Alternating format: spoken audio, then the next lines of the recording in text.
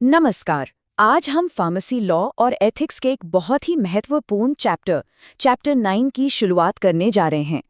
इसका नाम है FSSAI एक्ट एंड रूल्स। देखिए, ये एक ऐसा कानून है जो कुछ भी खाते पीते हैं उस हर चीज से जुड़ा हुआ है। इस पूरे डिस्कशन में हम 3 मुख्य बातों पर फोकस करेंगे। सबसे पहले हम ये समझेंगे कि ये FSSAI एक्ट असल में है क्या और ये काम कैसे करता है। उसके बाद हम जानेंगे कि फूड सप्लीमेंट्स किसे कहते हैं, और आखिर में हम ये देखेंगे कि इन सप्लीमेंट्स को बनाने, स्टोर करने और बेचने के लिए क्या नियम कानून बनाए गए हैं। तो चलिए शुरू करते हैं। तो सबसे पहले FSSAI एक्ट और उसके नियमों को समझते हैं। पहला पॉइंट है the food safety and standards authority of India FSSAI Act 2006 and its rules and regulations are the legal framework for food safety and standards in India. इसका मतलब ये है कि भारत में खाने पीने की चीज़ों की सुरक्षा और उनके स्टैंडर्ड से जुड़े जितने भी कानून हैं, उन सब की बुनियाद यही FSSAI Act 2006 है। ये हमारे देश के लिए एक तरह की फूड सेफ्टी रूल बुक है। दूसरा point, The Act establishes the FSSAI as the central regulatory authority responsible for laying down science-based standards for articles of food. मतलब इसी एक्ट के तहत FSSAI नाम की एक सेंट्रल अथॉरिटी बनाई गई जिसका काम है विज्ञान के आधार पर यह तय करना कि खाने की चीज़ों के मानक यानी स्टैंडर्ड्स क्या होने चाहिए। और तीसरा पॉइंट है it regulates their manufacture, storage, distribution, sale and import to ensure that they are safe and fit for human consumption. इसका सीधा सा मतलब ये है कि ये एक्ट खाने की चीज़ों को बनाने से लेकर उन्हें स्टोर करने, बांटने, बेचने और यहाँ तक कि बाहर से मंगाने तक की पूरी प्रक्रिया पर नज़र रखता है, ताकि ये पक्का किया जा सके कि जो भी खाना हम तक पहुँच रहा है वो इंसानों के खाने के लिए पूरी तरह से सुरक्षित है। ठीक है, नियम तो बन गए, लेकिन इन्हें लागू कैसे किया जाता है? यहीं पर FBO का रोल आता है। FBO का मतलब होता है फूड बिजनेस ऑपरेटर, यानी कोई भी व्यक्ति या कंपनी जो खाने पीने के बिजनेस में है। पहला बॉक्स कहता है under the FSSAI act all food business operators FBOs must be registered और license with the FSSAI and comply with the food safety and standards laid down by the authority. देखिए, ये बहुत जरूरी है। इसका मतलब है कि हर फूड बिजनेस करने वाले को FSSAI से या तो रजिस्ट्रेशन कराना होगा या लाइसेंस लेना होगा, और साथ ही FSSAI के बनाए सभी सुरक्षा मानकों का पालन करना भी अनिवार्य है। अब अगर कोई इन नियमों का पालन न करे तो क्या होगा? दूसरा बॉक्स बताता है the act also provides for the appointment of food safety officers and enforcement of penalties for non compliance. मतलब इस एक्ट में फूड सेफ्टी ऑफिसर्स की नियुक्ति का भी प्रावधान है जो जाकर जांच कर सकते हैं, और अगर कोई नियमों को तोड़ता हुआ पाया जाता है तो उस पर जुर्माना लगाने की भी व्यवस्था है।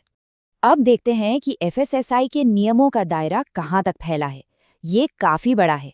The FSSAI has framed regulations on various aspects of food safety and standards, including FSSAI ने खाने की सुरक्षा से जुड़े कई अलग-अलग पहलुओं पर नियम बनाए हैं। चलिए एक एक करके देखते हैं। पहला है स्टैंडर्ड्स फॉर फूड प्रोडक्ट्स। इसका मतलब है कि हर खाने के प्रोडक्ट के लिए, चाहे वो दूध हो, मसाले हों या कोई पैकेट वाला सामान, उसके लिए क्वालिटी के स्टैंडर्ड्स तय किए गए हैं। दूसरा, लेबलिंग एंड पैकेजिंग रिक्वायरमेंट्स, यानी किसी भी प्रोडक्ट के पैकेट पर क्या क्या जानकारी लिखी होनी चाहिए और उसकी पैकेजिंग कैसी होनी चाहिए, इसके भी नियम हैं। तीसरा, hygiene and sanitation requirements for food businesses, मतलब जहां पर खाना बन रहा है, पैक हो रहा है या बिक रहा है, वहां साफ सफाई के क्या नियम होंगे, ये भी FSSAI तय करता है। और चौथा, rules for food imports and exports, यानी अगर कोई खाने का सामान देश से बाहर भेजा जा रहा है या बाहर से मंगाया जा रहा है तो उस पर भी FSSAI के नियम लागू होते हैं। साल 2011 बहुत महत्वपूर्ण था क्योंकि इस साल FSSAI ने कुछ बहुत बड़े नियम लागू किए थे।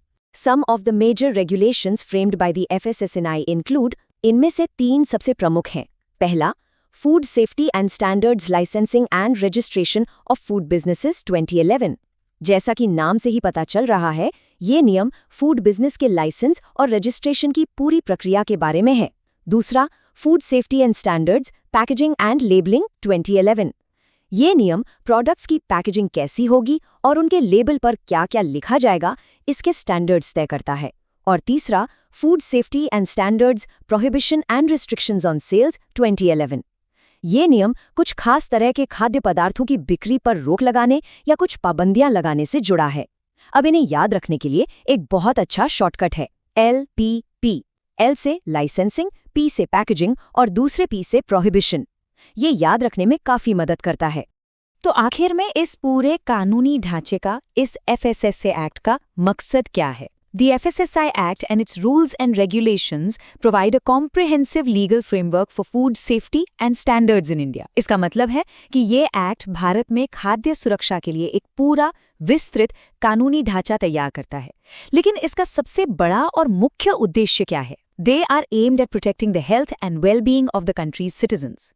इसका लक्ष्य बहुत ही स्पष्ट और सीधा है, हमारे देश के नागरिकों के स्वास्थ्य और उनकी भलाई की रक्षा करना।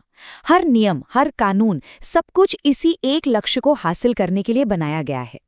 चलिए, अब इस चैप्टर के दूसरे हिस्से पर आते हैं, फूड सप्लीमेंट्स। ये होते क्या हैं? पहले इसकी परिभाषा देखते हैं। Food supplements are defined as concentrated sources of nutrients or other substances with a nutritional or physiological effect intended to supplement the normal diet. सरल शब्दों में कहें तो ये पोषक तत्वों जैसे विटामिन या मिनरल्स के कॉन्सेंट्रेटेड सोर्स होते हैं। इनका मकसद हमारे सामान्य भोजन की कमी को पूरा करना होता है। ये भोजन की जगह नहीं लेते, बल्कि उसके पूरक या सप्लीमेंट होते हैं। अब बात करते हैं कि ये हमें किस रूप में मिलते हैं। They are typically marketed in the form of capsules, tablets, powders, soft gels, drops, liquids or bars, and are taken by mouth as a supplement to the normal diet. जैसा कि आप नीचे तस्वीरों में भी देख सकते हैं, ये हमें कई रूपों में मिलते हैं, जैसे कैप्सूल, टैबलेट, पाउडर, लिक्विड या फिर बार्स के रूप में, और इन्हें हमारे सामान्य आहार के साथ ही लिया जाता है। तो इनका इस्तेमाल क्यों किया जाता है? इसके कई कारण हो सकते हैं। पहला, address deficiencies in the diet, यानी अगर हमारे रोज के खाने में किसी पोषक तत्व की कमी है तो उसे पूरा करने के लिए। दूसरा, इम्प्रूव ओवरऑल हेल्थ इन वेलबींग, यानी अपनी सेहत को और बेहतर बनाने के लिए। और तीसरा, मीट स्पेसिफिक हेल्थ नीड्स, जैसे कुछ लोग वजन मैनेज करने के लिए लेते हैं, कुछ स्पोर्ट्स में बेहतर परफॉर्मेंस के लिए या फिर दिल की सेहत के लिए। अब इसके कुछ सामान्य उदाहरण देखते हैं।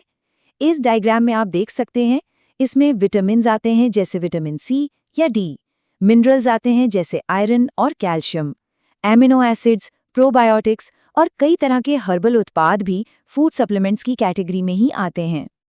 अब बात करते हैं कि इन फूड सप्लीमेंट्स को बनाया कैसे जाता है। ये कोई आसान प्रक्रिया नहीं है। The manufacture of food supplements is a regulated industry with strict standards in place to ensure the safety and quality of these products for human consumption. इसका मतलब है कि यह एक नियंत्रित उद्योग है, जहां इन प्रोडक्ट्स की सुरक्षा और क्वालिटी को सुनिश्चित करने के लिए बहुत कड़े नियम कानून हैं। इसमें सबसे महत्वपूर्ण चीज है गुड मैन्युफैक्चरिंग प्रैक्टिसेस, जिसे हम शॉर्ट में GMP कहते हैं। पहला पॉइंट कहता है, food supplement manufacturers must comply with good manufacturing practices GMP standards, यानी हर सप्लीमेंट बनाने वाली कंपनी को GMP के मानकों का पालन करना ही होगा, ये अनिवार्य है।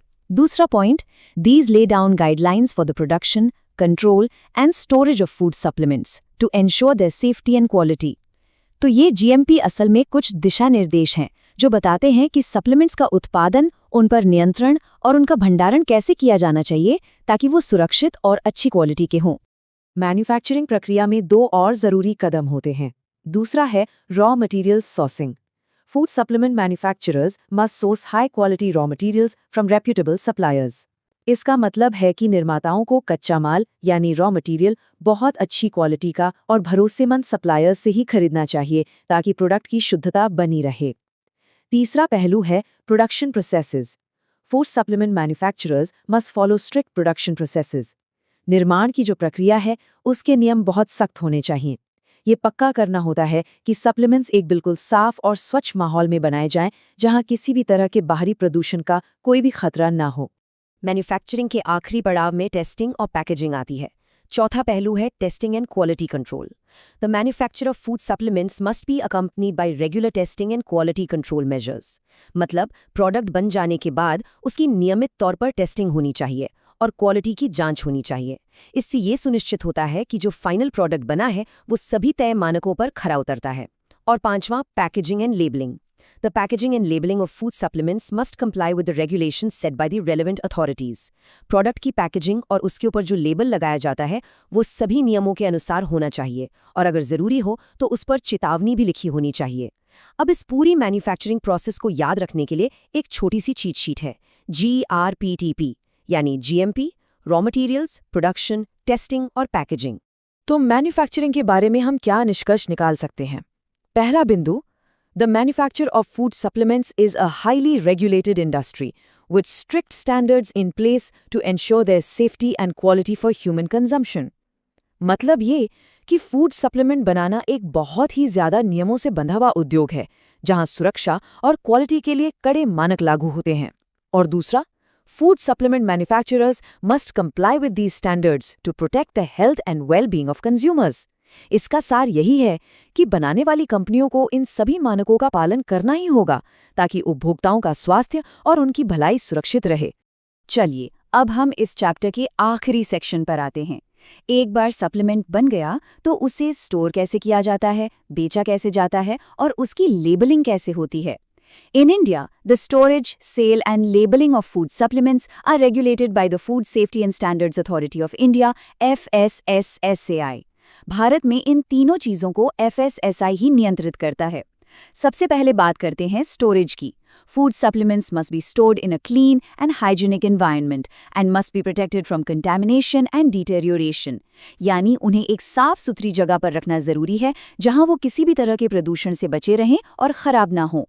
साथ ही proper storage conditions such as temperature and humidity controls must be maintained to ensure the safety and quality of the food supplements.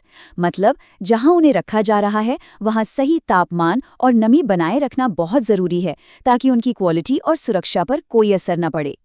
अब बिक्री के नियमों को देखते हैं, ये काफी सीधे और स्पष्ट हैं।